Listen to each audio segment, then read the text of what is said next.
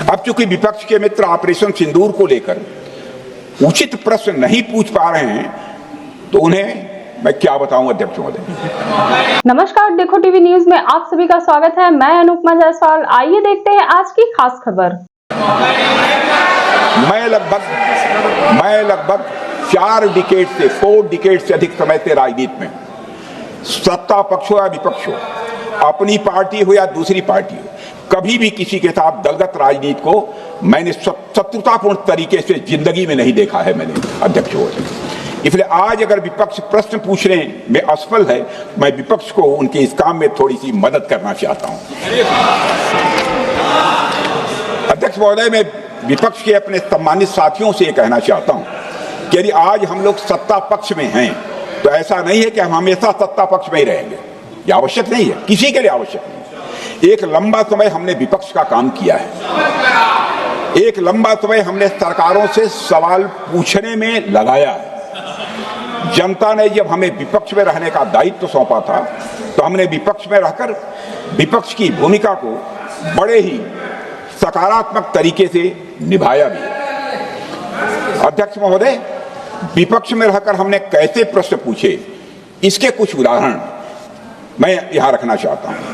1962 में अध्यक्ष महोदय, चीन के साथ हुए युद्ध में जब दुखद परिणाम आया तो हमने उस समय की सरकार से यह पूछे थे, लेकिन वह प्रश्न यह था कि हमारे देश की धरती पर दूसरे देश का कब्जा कैसे हुआ।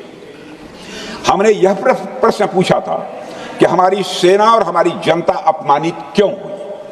हमने यह प्रश्न पूछा था कि बड़ी संख्या में हमारे सैनिक हताहत कैसे हुए। हमने यह प्रश्न नहीं पूछा कि हमारे टैंक, हमारी मशीनें, हमारी बंदूकें क्यों ध्वस्त हो गई। यह प्रश्न हम लोगों ने नहीं पूछा। मशीनों और तोपों की चिंता न करके अध्यक्ष महोदय, हमने देश की टेरिटरी की चिंता की, हमने देश के सैनिकों की। इसी तरह 71 के युद्ध में, 71 के युद्ध में जब हमने पाकिस्तान को सबक सिखाया, उस समय की सरकार को मैं बधाई देना चाहता हूं। हमने अपने राजनीतिक और सैन्य नेतृत्व की प्रशंसा की। हमने ये नहीं देखा कि किस दल की सरकार है, किस विचारधारा की सरकार है, इसकी चिंता नहीं की कभी। हमारे नेता अटल बिहारी वाजपेयी ने संसद में खड़े होकर उस समय के नेतृत्व की प्रशंसा की थी। हमने इस बात की खुशी जाहिर कि हमने अपने शत्रु को सबक सिखाया। हमने उस दौरान यह प्रश्न नहीं पूछा कि इस सबक सिखाने के दौरान में भारत के कितने प्लेन्स गिरे, भारत के कितने इक्विपमेंट्स बर्बाद हुए। यह प्रश्न अध्यक्ष महोदय उस समय भी हम लोगों ने नहीं पूछा।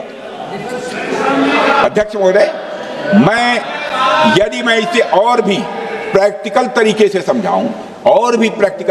समझाऊं तो किसी भी परीक्षा के परिणाम में रिजल्ट मैटर करता है। यदि किसी परीक्षा में कोई बच्चा अच्छे मार्क्स लेकर आ रहा है तो हमारे लिए उसके मार्क्स मैटर करने चाहिए। हमें इस बात का ध्यान नहीं रखना चाहिए कि एग्जाम के दौरान उसकी पेंसिल टूट गई थी या उसकी पेन खो गई।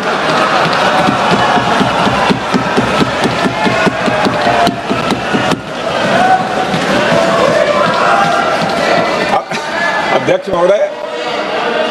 महोदय, अल्टीमेटली रिजल्ट मैटर करता है।